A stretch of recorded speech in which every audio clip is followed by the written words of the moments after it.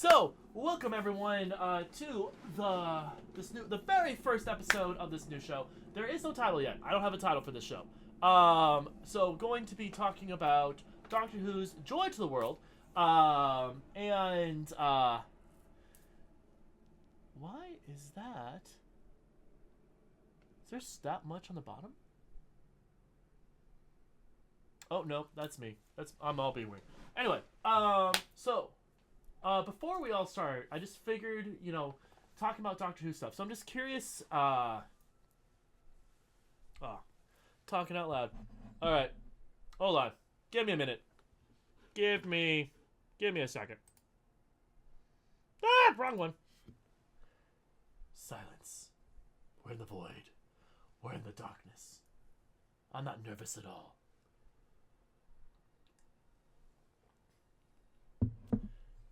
Yes. Here we go. Okay. Alright. So, welcome everyone. We're going to be talking about Doctor Who, Joy to the World. So if you have not watched it yet and you want to walk away, this is your chance to leave. If you want to stay, you're going to be invited to some fun little conversations, my opinions, things that you can look out for, and basically just us geeking out together over Doctor Who. For me, Doctor Who is important because it is something that I have really clung to. I love mystery, I love science fiction, science fantasy, and this is 100% science fantasy. There is a lot of fiction involved where I can see if people were to correct me saying Doctor Who is actually science fiction, I would believe it, because there's always a fact behind anything that he's created, as opposed to fantasy where it just feels like magic. But with Doctor Who, I just love the mystery. I love that he's someone that doesn't want violence. He wants to protect, but if he's ever angered, everyone is terrified, because the fury of a Time Lord is something to be terrified about. So this is with Doctor Who, it's magic. I mean, it feels that way. I mean, I'm sure someone will argue, like, it's explained because of timey-wimey. And I'm like, it feels kind of magic-y, but I'm going to go with it. But the thing that I just love is that at the part of his core, the Doctor wants to help people. But there is the knowledge that at any time, he could turn into a destroyer of worlds. And they flirt with that, and I don't know about iterations 1 through 8 if that's what it was like, but I do know I've been watching it since Echo Sense, so 2005 onward, and that the Doctor has always been written in that way for me, where you never know. Though I guess Jodie was a little bit different, but science has rules, magic is the ability to do whatever the plot requires. You know what? That's fair, actually. That's a good way of looking at it. Hold on. Come on. Need this a little bit louder. Alright. So, with that, before we dive too deep into the episode and we start talking too much about it, I thought it'd be fun to talk about not my top 5 favorite Doctors, because everyone does that. Not my top favorite companions, because everyone does that too. But my favorite regenerations. If you follow the Discord, you would have seen that I put the link to what BBC released of all the Doctor's regenerations. From 1 all the way to 13. And I thought that was really cool. I haven't watched the other ones up until that point. And, oh man, I don't know how people handled Doctor Who's transitions before, because they were some cheesy, just like a boop, and then it was like a regeneration. The whole fire and burning and explosions, that's all new, and I love that so much. But so if we're doing all this, hold on, I'm sorry, my notes are on my phone.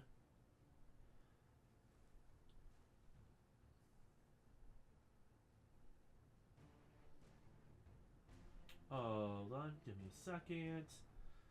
So they were on my computer, but I just realized that if I pull up my computer notes that you're going to see everything.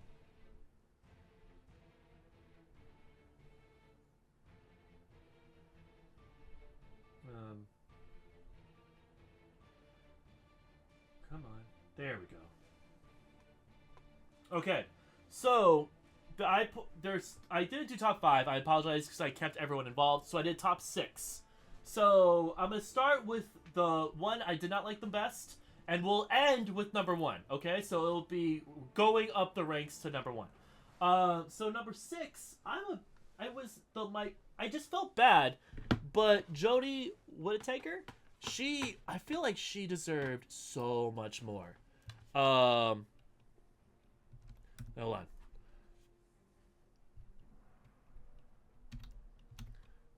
Just in case everyone's like, who's that? So she was the first female doctor.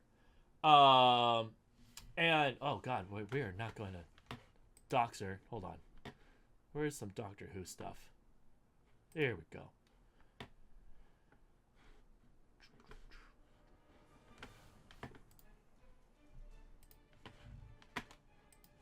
There we go. I don't know why they're like, here's her age. I'm like, that is so rude.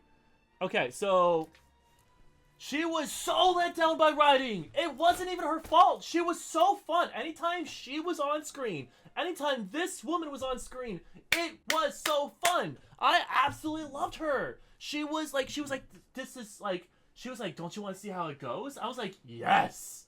Her companions let her down. The writing let them down. Someone was like, it's because they didn't think a woman can actually do it. And I was like, I really want to disagree with you so badly. But, oh man, so everything. So when she first appeared, they were very dramatic. What, no? Drop my email? Who puts an ad on a photo? How dare you? That is such horseshit. Here's a good one. Alright, so in the future, try to have all this done ahead of time. Perfect. Good to know. But yeah, no, so she was so good. And, all the other regenerations, there was speeches, there was, dramatics. And for hers, it was, alright, Dr. Tag, you're it. And then it was done. It was so fast. It was one of the shortest Doctor Who moments because they wanted the shocking moment to be about David Tennant coming back. And I was like, I get it. I do. But why did you have to do her so dirty even at the end? She deserved so much more. Because John Hurt got better writing than she got. And her entire 2-3 season arc. From this, I've learned that JBT must have been the one who organized everything. Oh, yes. No, so, okay. Before people start judging moving forward, this is the very first time, this is a new format, new style. This is me trying to be better on stuff. I originally had an idea that I'm not going to put out there yet, but it's what I'm hoping this eventually turns into. And I just ran out of time. There was so much anxiety leading up into this week. I cannot stress so much anxiety leading up to this. And this is the first week, so there's going to be a lot of things you're like, wow, this is kind of just, this is level 1. And that's what this is. This is level 1.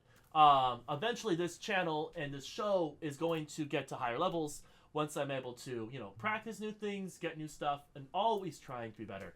I am an A student in college, and my ego is now super high. So trust me, things that I want to do is going to happen. It's just going to take learning, take time. And because this is the start of something new, it's like learning how to schedule the week now with what needs to be done.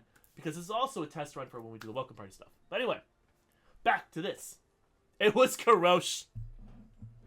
Karosh did all the photos. This is me doing it on the fly. This is me without a sound. This is me just alone in my room, as my bed here can attest. Their seasons are getting shorter and shorter. I'm okay with that. If it's better writing and it's getting shorter and shorter, I'm okay with that because Doctor Who's kind of in a weird lull right now. But anyway, so back to the regenerations. So Jodie was my least favorite. Just saying, you're next. Boom. The one after that, John Hurt. Hold on.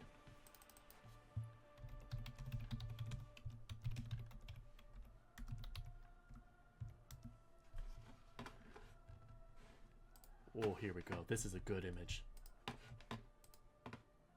That's so tiny. Look at this suck. He's so small. He's just a baby. Look at this baby. He's just so little. You know what? I'm not gonna change it. I'm just gonna let him be in his little thing. It's smaller on the inside, not the outside. Shorter is never better writing. Sometimes it is, because if it's shorter episodes, sometimes that means they're stretching things out. I give you How I Met Your Mother. Please keep stretching things out. And you go, how long is this wedding? Dear God. Anyway, so John Hurt, my the 5th all-time favorite of the Regenerations. He was amazing. He was spectacular in this episode. He was the grumpy old man who is experiencing everything going on with Gallifrey. But he's in the heart of the war. It's the 50th Doctor Who special. He was brilliant. And the reason why I like his regeneration over Jodie's is because the music, the background music is beautiful, and then it's him being cute with, I hope they do something better with the ears, and he slowly turns into Eccleston. And the fact that he was slowly turning into Eccleston and it just showed the circle, I was like, this was special to me. This was it made me smile, because that whole thing, they whole teased that in the 50th that oh my god, Rose Tyler was coming back, and you're like, really? And then when they did something different, like, I went, oh, you cheap bastards, you did not bring her back, you literally just teased me. But the wedding season was the only good season. The wedding season. All right.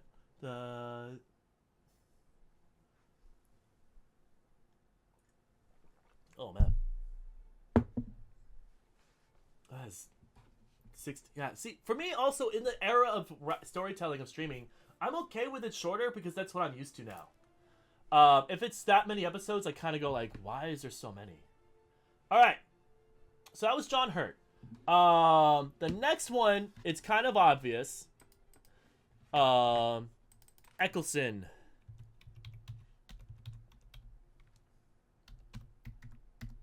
So, Eccleston Doctor, he hates Doctor Who, and I understand it. It's not his fault.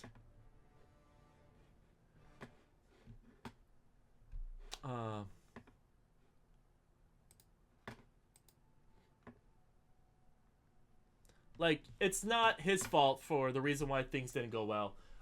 He did a great job. He was, as he says, fantastic. He was fun, he was engaging, but he had that dark side. He was clearly someone who just came from war, right? And he's my first introduction to Doctor Who. He was my first introduction to all of this. And in the final moments, we're seeing the regeneration for the first time. At least for me, anyway. And the way he was going about it, where he didn't lose the humor, he didn't lose the self-hatred. When he's like, there'll be a better face coming up, and she was like, what? Don't say that. He's like, please don't give any credit to the fact that this face is not good. I love that. I love that the music that's playing in the background is still hopeful. It's not sad. And him saying, you were fantastic, and you know what? So was I.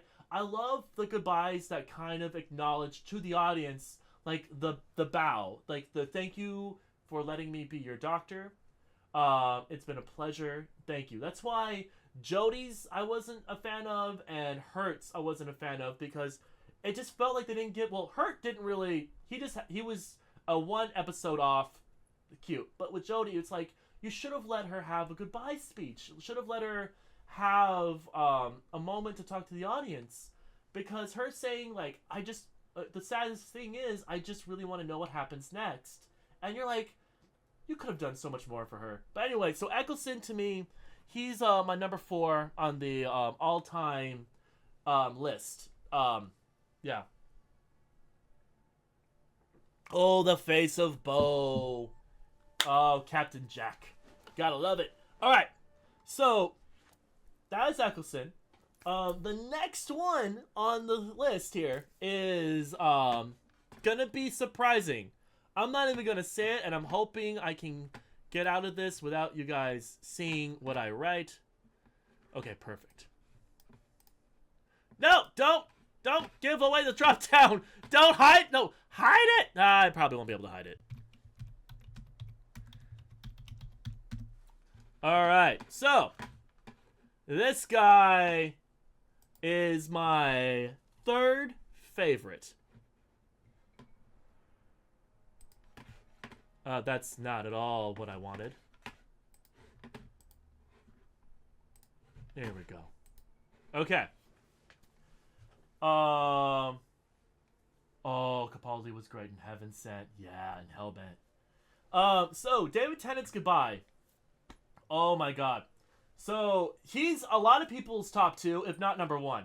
And he's my favorite Doctor. David Tennant is my favorite Doctor. The remaining Doctors on there, though, I think had stronger goodbyes, and I'll get into it.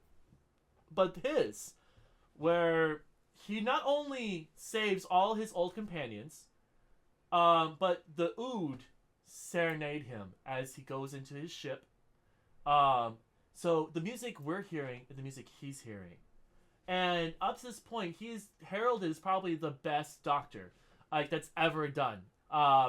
He brought the humor, but he brought the anger. Like, I have never, whenever Tennant makes that serious face, I got chills. I truly believed that there was more, like, his acting was top notch.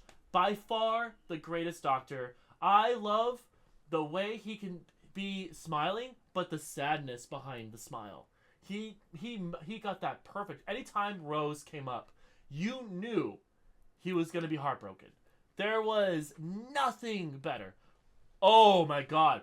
Purple Man. Oh. Purple Man. I have only watched that show once, and it's not because it was bad. It was because it was so good, I can't put myself through that again because of how horrific Purple Man was.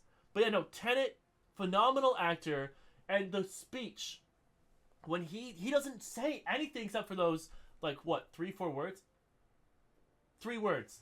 And, but up to that point, he walks around the TARDIS just, like, flipping levers, and I wonder, a part of me doesn't think that's acting. A part of me thinks this is actually his last time on set. And it's like him taking it all in one last time, and it's painful. As a fan, it's painful. I almost had him number 1, but I had to think, like, is it the best because of the regenerations, or is it the saddest and impactful to me because he's my favorite Doctor? And at the end of it, I was wrestling with it, and I went, you know what? It's just because he's my favorite Doctor that when he looks into the camera and he gets this close, and they just look at him, and he's got tears in his eyes, and he says, I don't want to go. Oh my god, I got sad, I got chills, I was like, I don't want you to go either, please don't go, and oh my god, it broke me, which is why I hated Matt Smith for so long, because since I got into Doctor Who late in the game, right, they were already deep into Matt Smith seasons, so I go from David Tennant, who's looking me in the eyes saying, I don't want to go. I'm crying, going, I don't want you to go either. And then I get some dork who's like, oh, I'm a girl. Oh, no. And then he's like in a little girl's kitchen spitting up food, looking for custard. Like, no. No. I hated Matt Smith for a long time. It took the pandemic for me to really appreciate him in my rewatch. So that's also because I'm rewatching Doctor Who again, because like this show got me back into, like, prepping for this got me back into my, I haven't watched in a while, let's watch it again. And so I'm hoping in my rewatch I'm going to appreciate Jodie more, because Capaldi I respect. Which brings me to number 2. Vincent and the Doctor. Oh, Vincent. That's a good one. That Vincent is a good doctor. Best doctor is actually Terrence Dicks. Oh, look at you pulling out one of the original 7. I've only watched it from 2005, Reed. All right.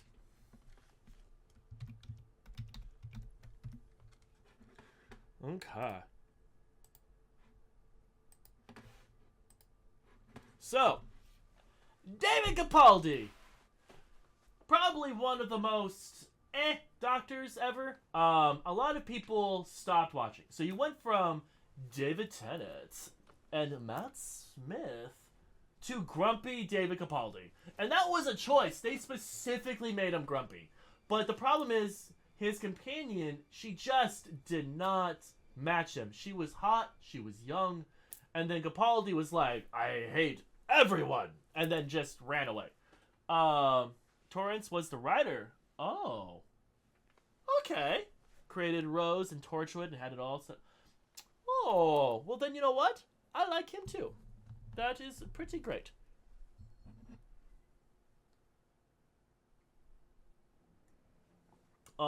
Vincent Doctor is what made me love it. Tony Crane was just crazy in that. Okay. So his goodbye, Capaldi's goodbye speech is the background is Shepherd's Boy, which is one of my favorite Doctor Who songs. Hold on, let's see if I can pull it up here.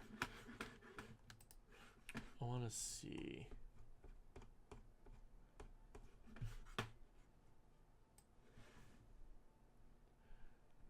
Come on, where are you?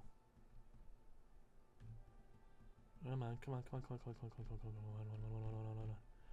on, come on. It's probably towards the bottom. Nope. Here we go. So this song.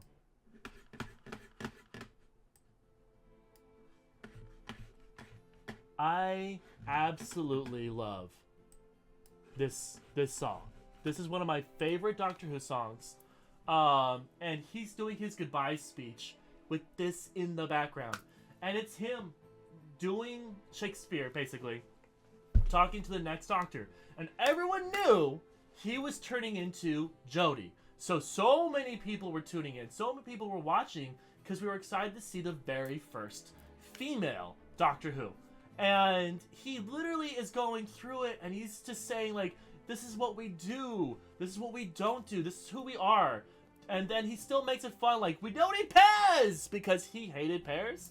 Jenna Coleman was great, though I may be biased because she played... So, Jenna, I'm in the minority. I did not hate Jenna Coleman.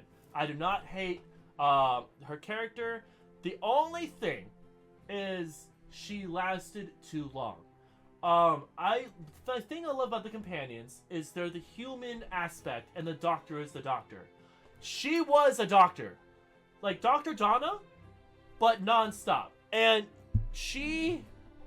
that was my only beef with her, was that it felt like she didn't need the Doctor. We could have had our own show, but I digress. So with him saying goodbye, running around, he's dying, right? And he's saying all this stuff. This was so impactful, and I re-listened to it so much. This is my second favorite goodbye speech. But just that music, can you hear this? I hope you can hear this. Because it's just so wholesome. And it's so full of hope. And it makes you feel like you can just do anything. And that's what, I thought each Doctor had a theme. And when I Googled, they're like, no, once the music gets played, all the Doctors can use it. And I went, oh, okay. But this song originated with this Doctor, and I absolutely love it. His run has so many great storytelling, and so many great episodes, but people just didn't care because he was older. And that's when people started falling off. And yes, the writing did him dirty too, but I honestly think he deserves so much more than he was given. Alright, let me just turn this down a little bit before I get too DMCA'd. Now, the next one who is left, I I want to play it. I want to play it. That's not what I want to do.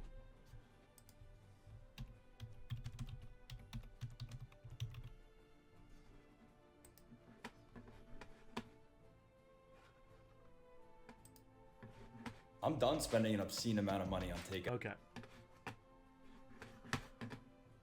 I love this one. So before I push play, just reminding that the first time I saw this, I didn't care. I did not care at all when he regenerated. He was not my doctor. I only watched him for the pawns, and they were gone a while ago. So I was in my, like, F this stuff. But the second time I rewatched it, COVID is strong. I'm trapped in my room. We're not doing anything. And his speech, I'm going to get emotional. I'm not going to weep on here like the first time I watched it. I mean, the second time I watched it. But I'm probably going to get a little choked up because I just love the message. I love everything about it. Missed a joke with Kara of having her die every other episode and a new version come in. Oh, man. Yeah.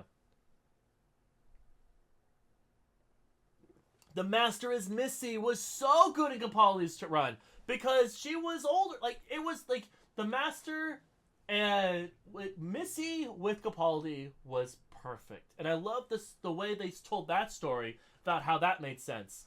I never saw the Master with Jodie. I never saw that actor portray the Master. I need to, which is like I said, when my rewatch, I'm hoping that I get to that point. With Jodie, I stopped almost to the end of season 1. I just couldn't anymore. I was forcing myself to watch stuff, and I hit a minute when I was like, I can't. I just can't.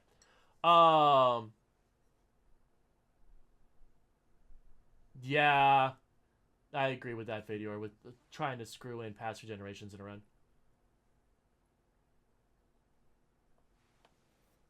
Oh, he was bad. Oh, shit. All right. Alright, Doctor Who new actually becomes better if you saw any of the OG. Oh, okay. I mean, that's good. That's good that it does. I love when old content enhances new content.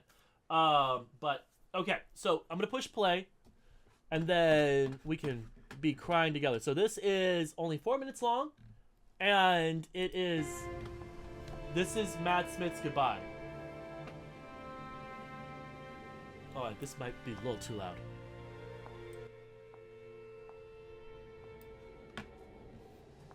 So, for anyone who hasn't seen it, up to this point, he's been super sad. I mean, he's been old. He was on Cancelor for like 100 years or something. So, him being young was shocking. Doctor. Hello. You're young again. You're okay. You didn't even change your face. Started. I can't stop it now. This is just the reset. Whole new regeneration cycle. Ooh. Taking a bit longer. Just breaking it in. Oh. Oh.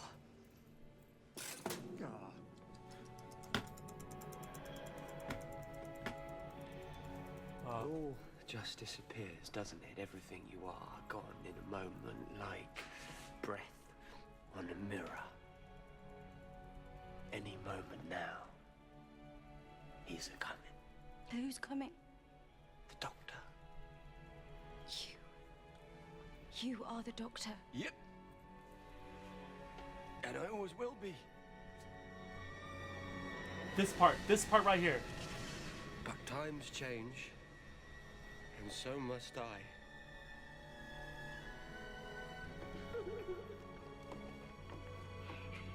Amelia. Who's Amelia? The first face this face saw.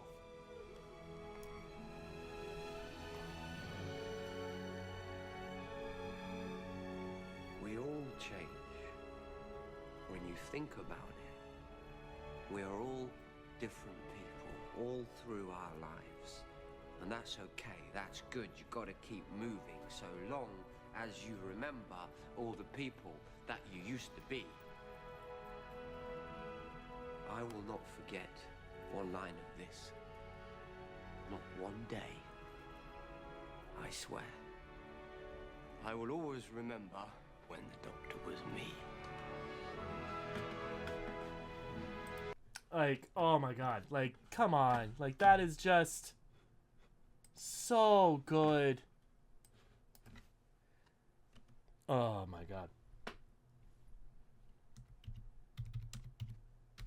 That speech breaks me every single time. Oh, that is just sad.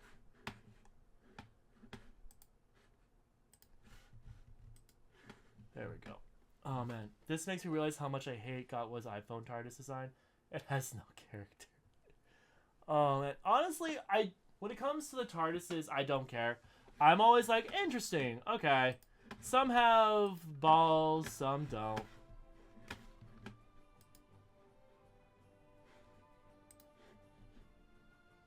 But oh man, just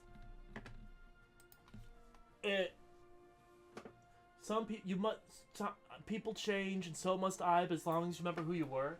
During COVID, oh man, that broke me. I cannot stress how many tears were falling down my face. Even now, I have I got a little emotional.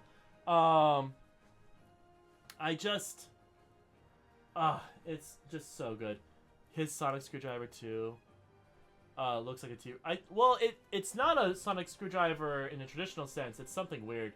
I'm waiting for them to go back. I don't think anyone likes it. But eh. Oh man. But yeah, no, it's Matt Smith was just so good. All right. So there was that. All right. So before, okay, so there was that. That was the regeneration stuff. Now there was a lot of news to be aware of. Before we get into this, I want this part of the show to also be kind of about the top news that's coming out. So just reminding everyone, like, this is the first episode, so it seems a little jolty and stuff, and I apologize. Come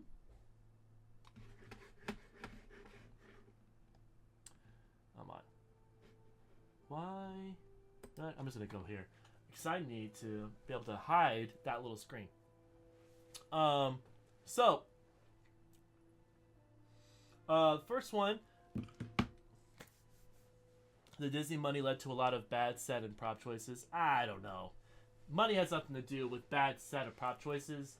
I wanted to see the reasoning behind it before I hold any judgment. Because I prefer David Tennant's. I always thought Matt Smith's was a bit clunky. So, we'll see. Anyway, so, the news around the geekdom, the news around the world.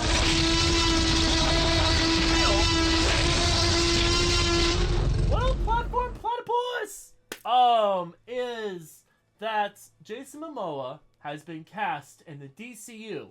And for anyone who doesn't know, Jason Momoa was originally Aquaman with the DCEU. And now, James Gunn has said, hey, for my DC universe, I want you to be Lobo. And everyone has lost their mind. Jason Momoa was even saying on tour for Aquaman that he thought he was going to be Lobo. And then when they offered him Aquaman, he went, wait, what? So, this just feels right. He said in all his interviews that if they ever called him to be Lobo, he would say hell yeah. And on Instagram, the way he announced that he got cast was he put in the captions of that interview. Where that, like an article was like, this is what he said. So he put that caption up, and then his comment was, they called. So it was brilliant on his aspect, on his end, and I'm just so excited to see. He's going to be in the Supergirl movie. So just Lobo moving forward is going to be Jason Momoa. And I can't think of anyone more perfect. because Lobo is only supposed to be there occasionally. He's not a main character, and if he's going to be only in animated stuff, like Momoa can do animations. So like I am so excited. He's just real life comedy Lobo. He really is Jason Loboa. He honestly is, to make sure. Like he's just the most perfect cast. I can't stress how when it came out I went, this is perfect. I'm so happy. So that was that. Lobo's a main character. He's the main man. Yeah, no, honestly, like it's so good. I'm so hyped that he is going to be Lobo in this universe. James Gunn, I understand everyone on social media is like, it's not it's not gonna be the same. There's no Gal Gadot, there's no Henry Cavill, no Ben Affleck. And look, I love the DCEU. I appreciate that they finally put some respect to DC characters that wasn't just named Batman. But they didn't get it fully right. There was a lot of things that if Snyder was not stopped and he was able to make his Justice League movies, it'd be really hard to defend. Superman dying and Bruce Wayne knocking up Lois Lane only for him to die, and then Superman and Lois, like Clark and Lois, to raise that son as the new Batman but with Kryptonian powers. I went, no, you've gone too far. Like, that's not even content. There's not one storyline where I'm like, yeah, obviously, this was Snyder playing with toys and not letting anyone tell a different story. So, I'm okay with Snyder not being in charge anymore. He's visually stunning, but I do not need any more of that. Snyder doesn't get Superman, and the Wonder Woman director was just bad. What? I don't know how she went from Wonder Woman 1 to Wonder Woman 84. Like, the first Wonder Woman is one of the best superhero movies of all time. All time! And then 84 exists, and you're going, it's almost as if AI was involved. Like, AI, I need you to make a Wonder Woman movie based off these characters, and that's what we got. It didn't feel like at all a continuation of the story, a continuation of this character. Like, they did her dirtier than Joss Whedon did to her in Justice League 1. So that's my own opinion on that. So there was that one. They had Pedro Pascal. They said all you needed was to make him. Oh, fuck that! He wasn't even the correct character. Maxwell Lord is not someone like, that could be good, but it could be better. Like, that was so bad. It wasn't Maxwell Lord. Yes, he's eccentric. Yes, he's rich. But he was a good guy who went evil in a shocking reveal. Like, it wasn't... He controlled the Justice League through persuasion, and Wonder Woman had to snap his neck. Like, they just did... I feel so bad for my father, because my dad was sitting next to me that Christmas when they released it to streaming right away, and all I'm doing is cursing. I felt so bad for him. He played Donald Trump. He did. So there was that, and then in sadder news, so that was super exciting. Jason Momoa's Lobo, yeah! And then awkward, sad news. HBO canceled the franchise. Franchise was a comedy series that was on HBO Max and or just Max or whatever it's fucking called now. And I feel bad because all the clips I've seen makes it look hilarious. Apparently it was expensive, but I never watched an episode, so I'm part of the problem. It didn't get renewed. And I just, like, I was going to watch it. It was on my list, just really low on my list. And I'm surprised it got canceled because the cast looked stunning. It looked like it was a funny show. But people like me just never watched it, so it got canceled. It's called HBO Max Ultra Diamond Platinum. Yeah. Oh, you watch Fall Guy? I haven't watched that yet. I know that's also like on Prime, I think, right now. But yeah, no, Fall Guy I need to watch. I need to watch Fall Guy. It looks fun. That definitely looks fun. But do you know what I am going to watch later? Possibly at the end of the stream. Who knows? The WWE is now on Netflix. They have left TNT. They're no longer on basic cable. They're now, for the next 10 years, on Netflix. And I'm like, you know what? I did the Bloodlines thing for that Karosh episode in the Perception Studio for the Welcome Party. And I thought it was intriguing. And now that it's starting on Netflix, I'm like, this is the perfect time to start. Because they're going to be welcoming to new fans. They're going to know this is a new audience is coming in. So I'm like, you know what? I don't feel bad jumping on the ship now. So what does TNT have now? That's a great question. I don't know. I can't tell you what TNT has now. I don't know. Because they lost basketball. The TNT basketball show, that is going to ESPN. So they don't have that. They don't have wrestling now. So TNT may go the way of UPN, where it's just like something that we talk about, but the youngins are just like, I've never heard of it. As long as the completely innocent Vince McMahon is in charge. What? That is a bold statement, Platform. Wow. I don't know wrestling, and even I know, like, nah, I don't think he's innocent. Sorry. Too many women have come forward. Alright. Slaps the shit out of Platform. But yeah, no, so, I'm gonna start watching that. I'm excited to have a new favorite. For anyone who doesn't know, my favorite wrestler, up until he proved he was a piece of shit, was Hulk Hogan. As a kid, I had all the Hulk Hogan gear. When he went Hollywood, I was kind of like, why did he go evil? But he was still my favorite. On wrestling games, if he was an option, he's who I always picked. So Hogan is who I always rooted for. Then Hogan was like, hey, by the way, did you know who I am? Oh, racist. And it was like, fuck. And it seemed like he was doing the work to come back, but no, he's still a piece of shit. So it makes me sad because as a child, I loved him. And he's just now turned into one of those people you're like, well, that's going to stay in the 90s. Oh my god, right? Yeah, Donald probably despised him because he's probably like, I could beat you in the ring. But yeah, no, so I need a new favorite wrestler. And so now when I'm watching, I'll be watching through Netflix, so I'm hoping eventually through just paying attention to stories and all this that I'm going to gain a new favorite. But today was day one. It went live 5 o'clock Western time. Pacific time. I think 8 o'clock Eastern, 5 o'clock Pacific, I believe is when it went live.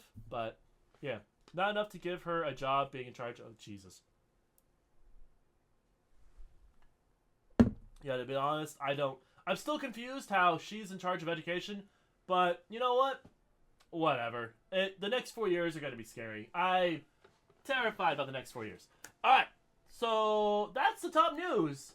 Jason Momoa, Aquaman, franchise got canceled, and the WWE moving from TNT to Netflix. And actually, if you go to Netflix, they have a whole superstar profile, legendary profiles, and it's done so cheaply. Like, I was like, this didn't feel like I was hoping for. I was hoping for an actual introduction, but it's, you know, they're going to put all their effort into the actual content, so I didn't hate it too much.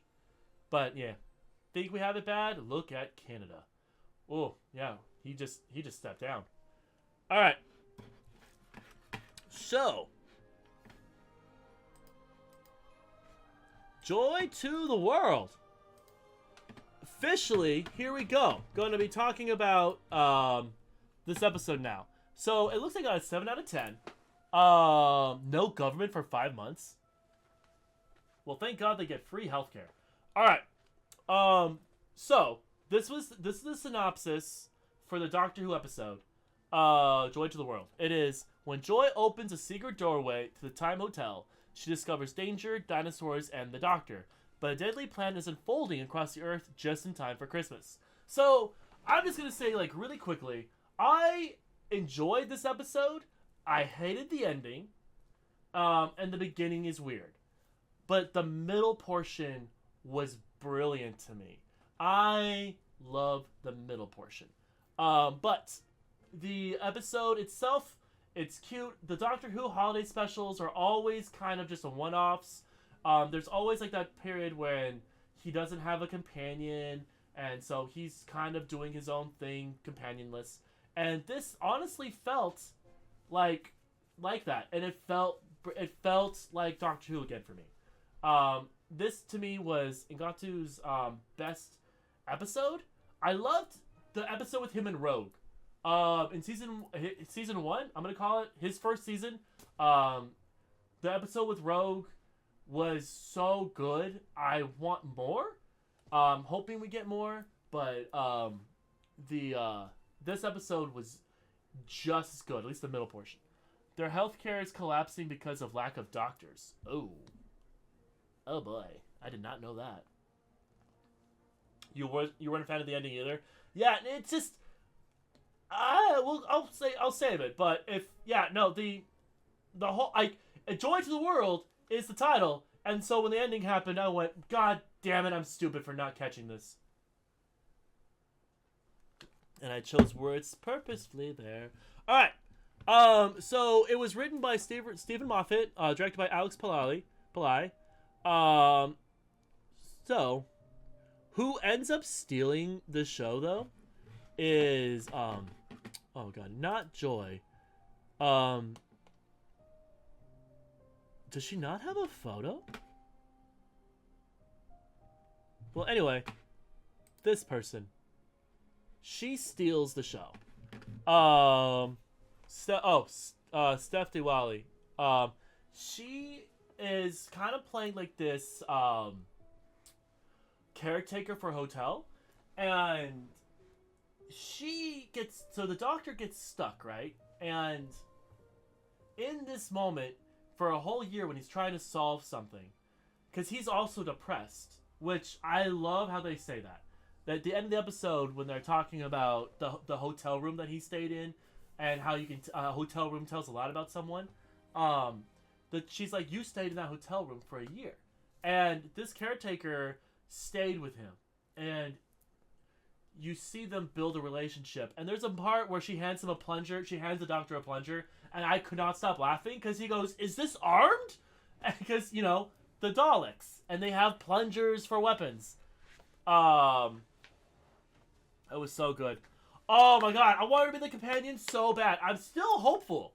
I know she's gonna be working for the hotel, but I don't know if... Okay, so in the Discord, I released the behind the scenes of this episode. They did a behind the scenes special look of the holiday special, and they said originally her character was supposed to be a one-line off person.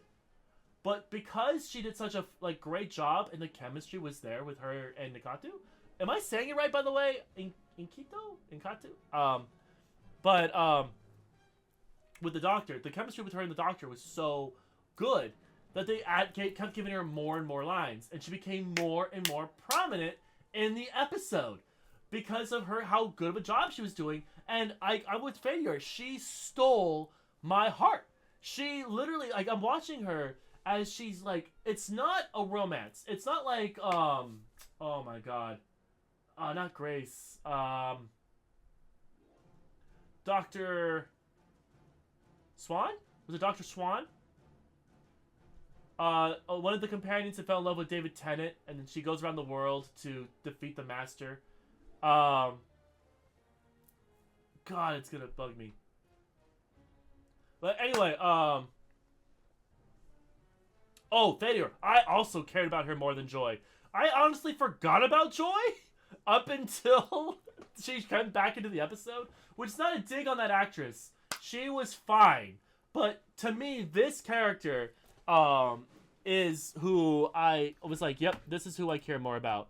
Because like the episode starts with him like showing up, right, with just coffee, and he's kind of like this weird depressed guy.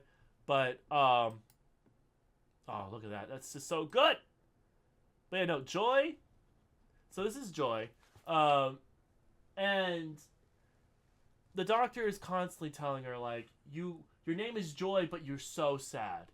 And I just, it's one of those like, it's because it's, you know, a lot of people are sad during the holidays, right? Like that is, people always like, it's the happiest time of the year unless you're alone.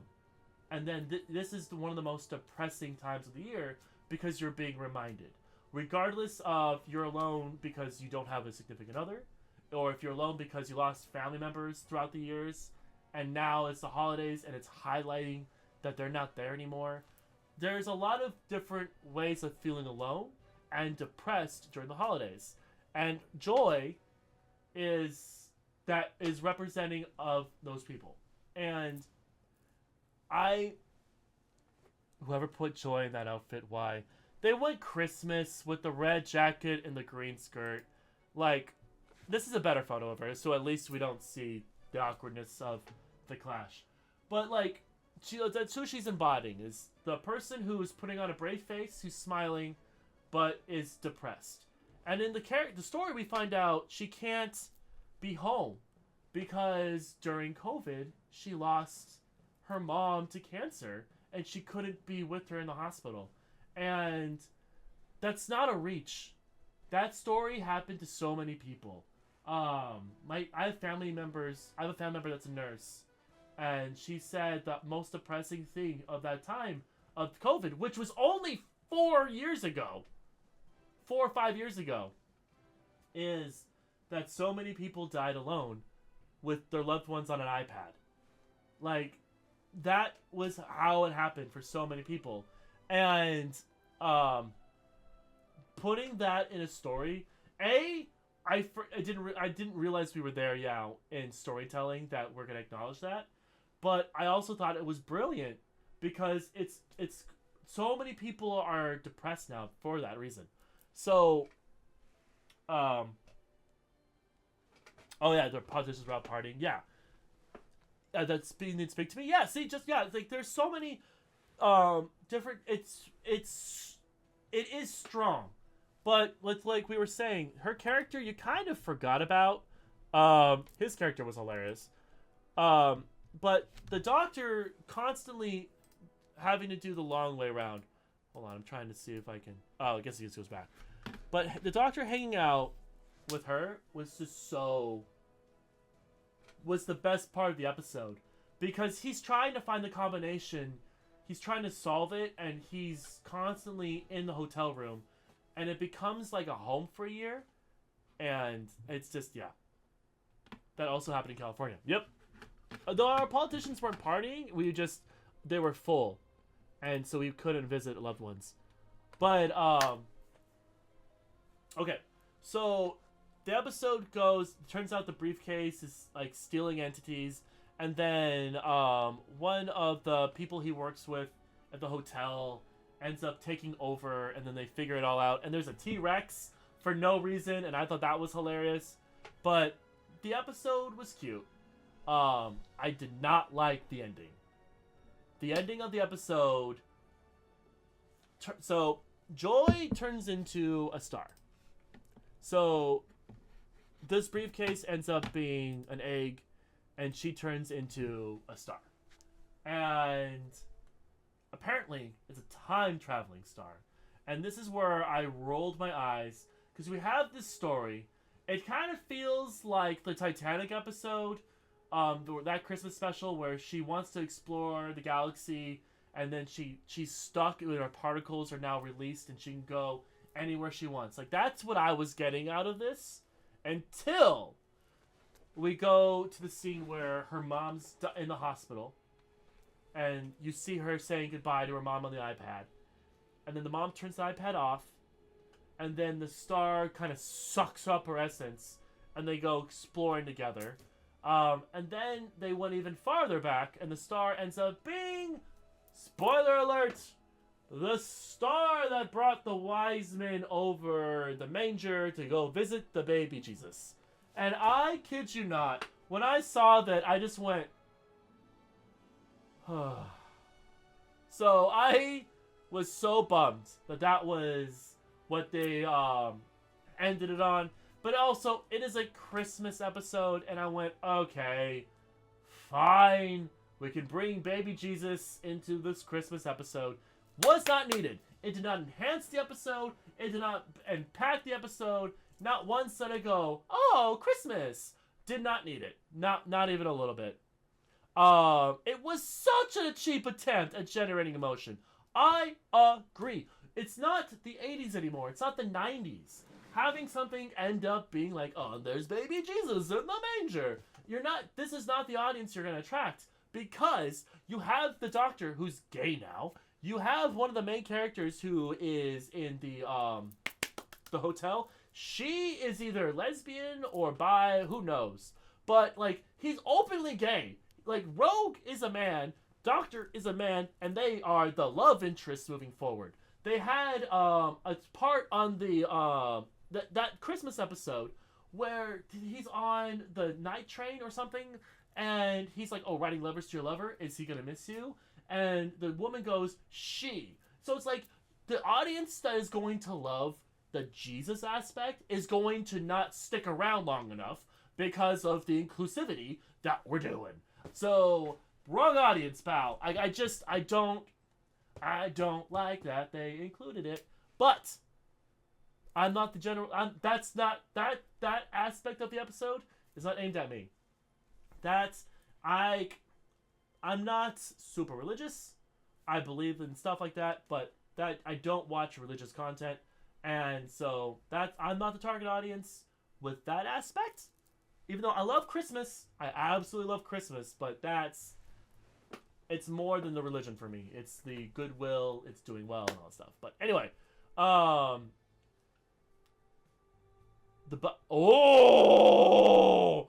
Doctor's been bi since Jack. I like that. Yeah. Oh man. Will you stop flirting? I'll allow it. I just so fucking good. And also the Doctors are fluid. Like, that's the thing that I love the most. Is depending on their orientation, they change. And the inner story that I tell myself, I don't think it's canon, but I always think when they transform into the new version, they're doing it for someone. They're transforming themselves into someone. So like Eccleston turns into Tennant. So in my opinion, he knew he wasn't because Rose is gorgeous. So he made himself look pretty for Rose. And then when he's moving on, he's like, I want to help kids. So he has kind of like a goofy demeanor. So he's now being helpful again, right? But it's now he's younger and he doesn't want to have a relationship. So he's all that. Then he becomes married. And so with River Song, right? So he's trying to be more his age. And he's with Clara and he's trying to tell her like he's older. And he also became an old man on the Battle of Gallifrey, so he comes back older. Now he's with Clara. Then he becomes with the pilot, and the pilot's gay, and so he turns into a woman. And then now it's Jodie, and then Jodie turns into David Tennant, and that's a whole other story. But you know what I mean? Like it's the subtle things for me that it's what I tell myself that they transform for their companions, because their companions have an impact on them. That's not a fact, though. That's just my own little tea. Doctor's Pan, yeah. What was about the hotel clerk? His character was a fun addition to the cast. Yeah! The hotel clerk was pretty, like, fun. It was like, we didn't need him, but I'm happy that he was just, like, because he's a famous actor, or at least he's a famous B-list actor? I don't know. But I know him from Our Flag Means Death. That's how I recognize him. And I know he was in, like, Cruella. But I just love that actor, like, helped bring it all to life. It was the most important day of his life. Oh, yeah. But not a Tuesday. What is it? What were we we talking about? Oh yeah, so that was my own opinion of it. Now this is something I'm going to start doing, and it's gonna be fun. Hold on, let me just go over here so you don't have to watch me do that. I'm going to pull up what other people said and see how it goes. Though it is 8:33, so we are coming to the end of this episode. So good.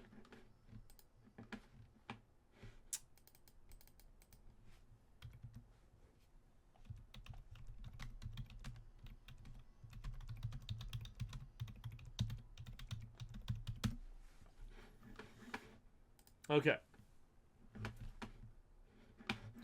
Here we go. All right, so this is what the critics had to say about it. Did he just end screen?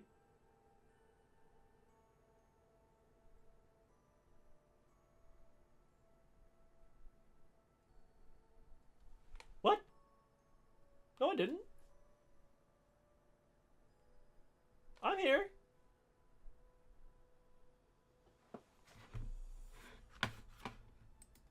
Am I gone?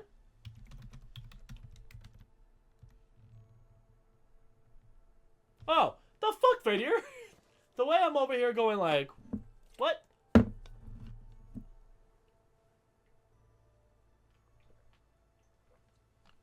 Oh, it turned off? That's weird. Okay, well anyway, so these are the reviews. So let's this is all critics. So this isn't even the audience. This is all critics. So David Hogan from Hogan Reviews wrote, Joy to the World was fine. I really enjoyed the bit in the middle with the Doctor leading a normal life and befriending the very normal and endearing way Anita, but the two parts of the story, either side, was less interesting. Okay, so kind of like what I said. I agree. Like, the middle is so strong. It actually felt like two different episodes. The middle and the adventure part were just so different. It honestly felt kind of like oh my god, the Haunted Mansion ride. The episode felt like the Haunted Mansion ride, where there's the spooky and mysterious aspect. And then the second half where it's like, okay, we're fun, so get do and you're just like, okay. That's what this episode felt like. Like, there's the adventure in the Time Hotel, and then there's the very endearing middle part where he's learning life all around and he's dealing with his depression.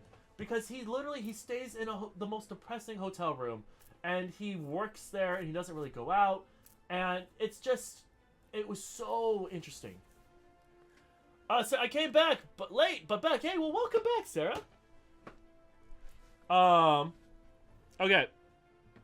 So, the top critic, London Evening Standard, Martin Robinson, a disappointing standalone. Oh, hold on, I feel it.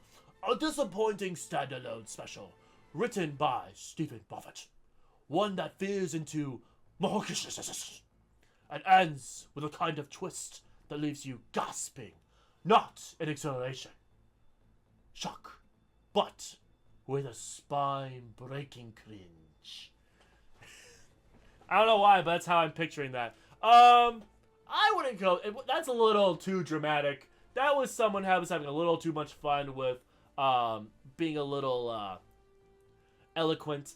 It was fine. It wasn't disappointing because, like I said, the middle was endearing, and the whole timeline thing was like, okay, I like the hotel. I love that it was a practical effect. I love that they actually rented a hotel floor.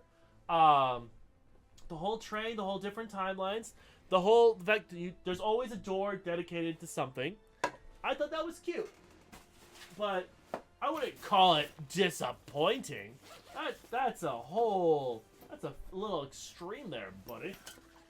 Sorry, I'm trying to grab water without having to get up. Ugh.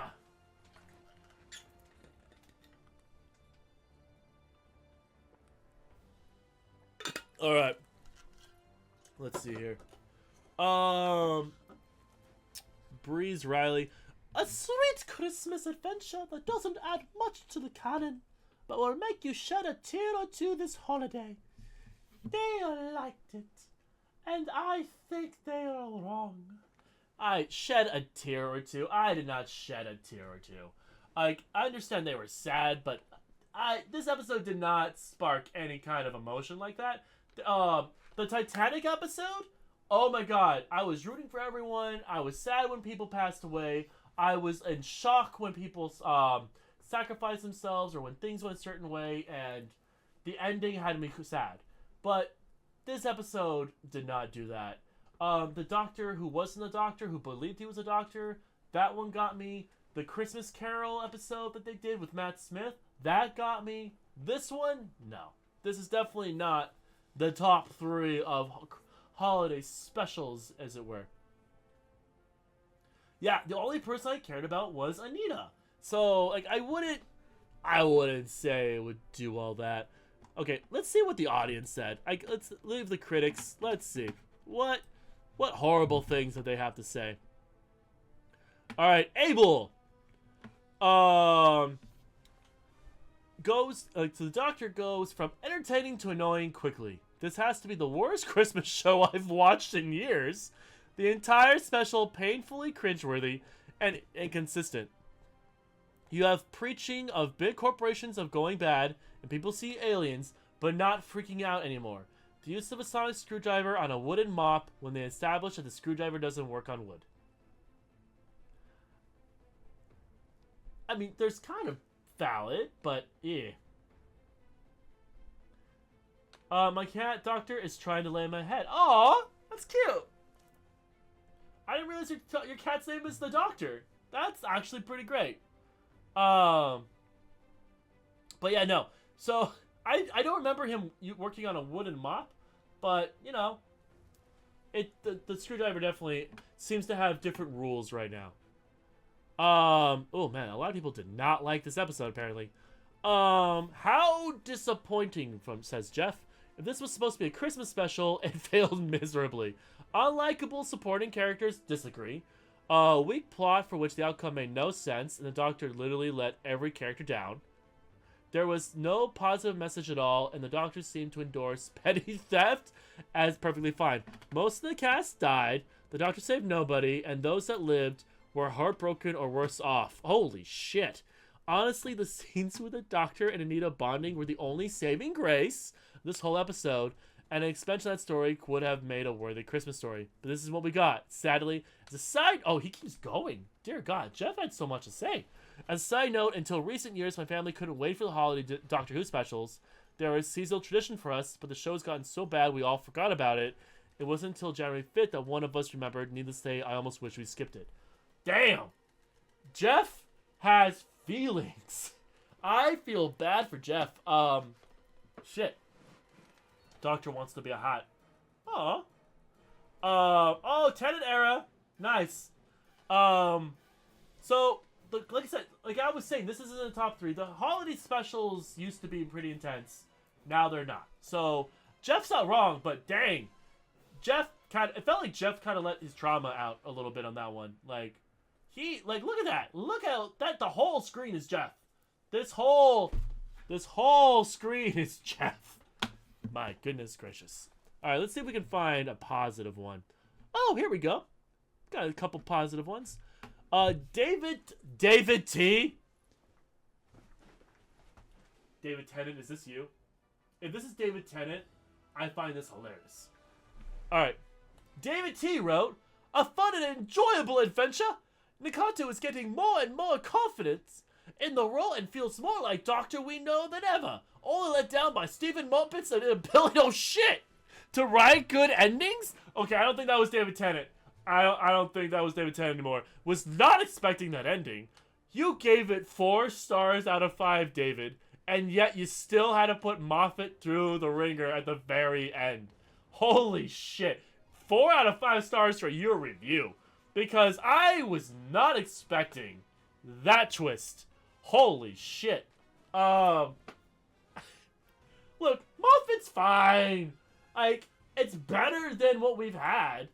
Like, the writers who did Jodie's season, she was just, I don't remember that writer's name, but she just did Jodie so dirty, and I kind of I hope she goes to the Doctor Who convention because I want to go and I would love to just have a conversation and be like, okay, are these stories that you wanted to tell?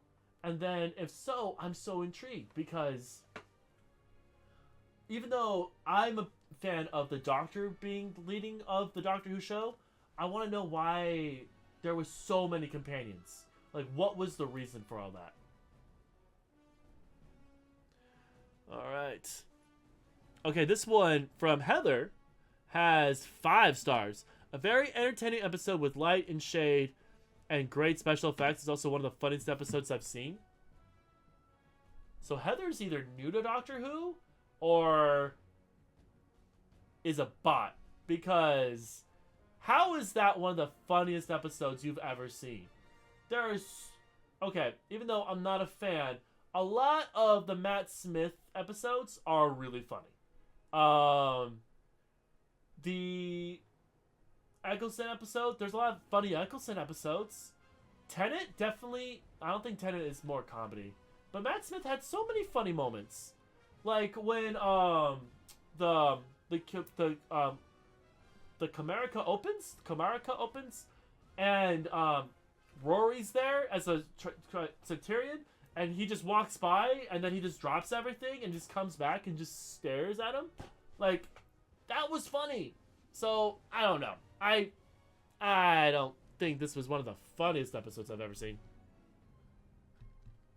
Alright, we'll do one more review. It's 8:45. Okay, you know what? Sebastian W. A half a star. This guy only gave it half a star. So let's see what he wrote.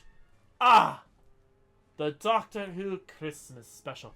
Or rather, the tragic spectacle of a once great series, now floundering in the depths of irrelevance.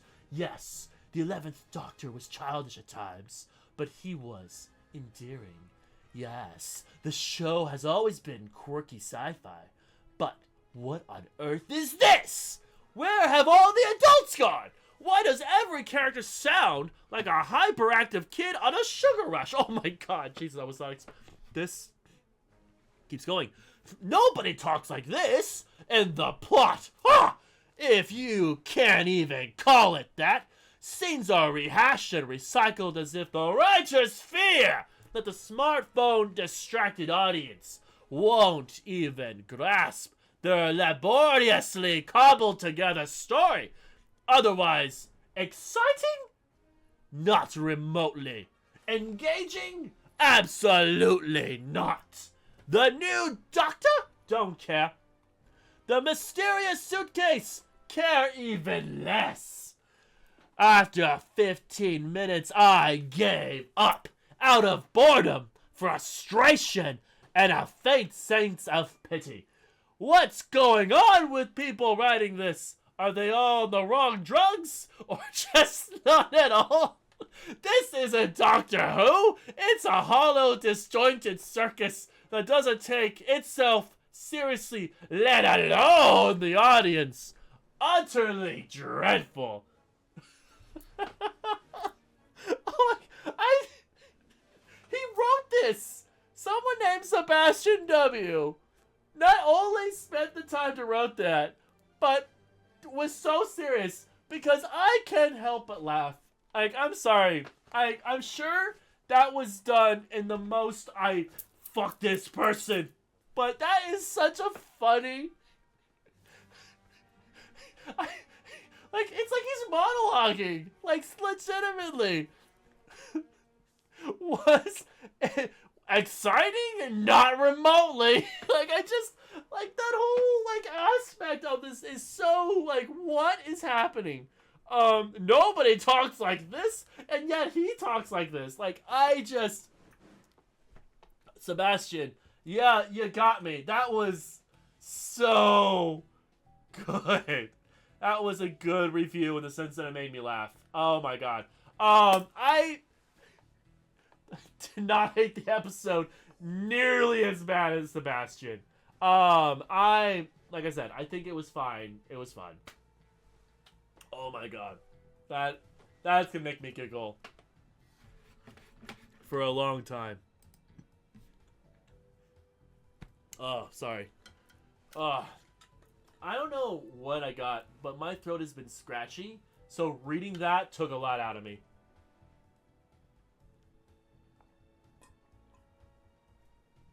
All right, well, that was the end of that. Moving forward, every Monday is gonna be a new show. So that is the plan. And I'm hoping to have more things added. So this was the first episode. So this was my first attempt at it, and I realized like, oh, there's things I would love to have prepped, things I would not have to prepped. You push the big red button, Sarah. Oh my god. Next Monday, what I'm going to be talking about, which I still need to find a title for this episode, for this podcast. I still need to come up with a title. But next week, I'm going to be doing Marvel's What If Season 3. It's over, it's out, it's been out for over, I think, a week now. So I'm going to do What If.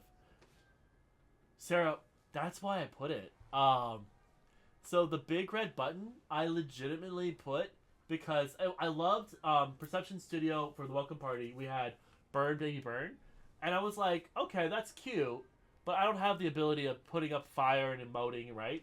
So I was like, push the big red button, don't do it. And I think I wrote that right, like, don't push the big red button. So I was like, that's a fun little thing. Like, if you just want to burn points, big red button. But yeah, so that's the plan. Is the 13th I'll be doing Marvel's What If Season 3. January 20th doing Creature Commandos, and then the 27th will be Skeleton Crew. So that's the month of January. That's the on the plan. Oh, it doesn't give a description. Damn. I was hoping there was a description. I'm pretty sure I put a description. So we did Doctor Who today. Next week will be Marvel's What If Season 3. And then the 20th, Creature Commandos, and then Skeleton Crew. But, next Monday is gonna be exciting. It's a playoff game. I don't know when it's gonna be done. And I will put a little thing on social media to see what you guys decide. I can either start late, once the football game's done, come on, or I'll start on time, like around 6:30, but it's me watching the game. Like, you're just watching the game with me. We can do that, because I get the game on, because it's gonna be on ABC, so I'll get it through all here. But, whoo, playoffs! We're in the playoffs! The Los Angeles Rams going up against the Minnesota Vikings. It's going to be a good game. I'm so excited. I'm so hyped. I want them to win so badly. I really, really do. Please, please, please. Please, please, please, please, please. Please, please, please.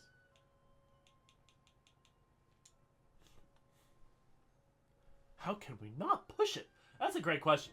So, like, with the whole red button thing, I honestly died of laughter because I was like, you have to have, I was like, don't push it or push it. I was like thinking like maybe Elmo with Rocco, but I was like, you know what? Big red button.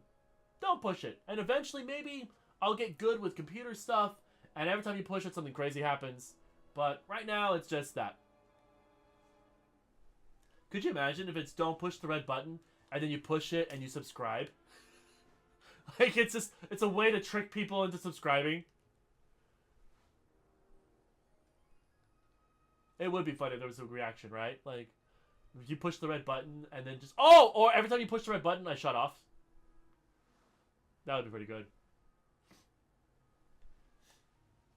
But anyway, for everyone here who may be lurking and does not know what this channel is, my name is The Rogue Geek. I also go by Cole. This is a variety channel. And this is 100% a safe place for LGBTQI plus and just everyone. Like Cole drinks a spoonful of hot. Nope, that's not happening. No, this is not a punishment kind of situation. No. I love how this went from like cute and stuff to what the fuck are you doing to me? All right.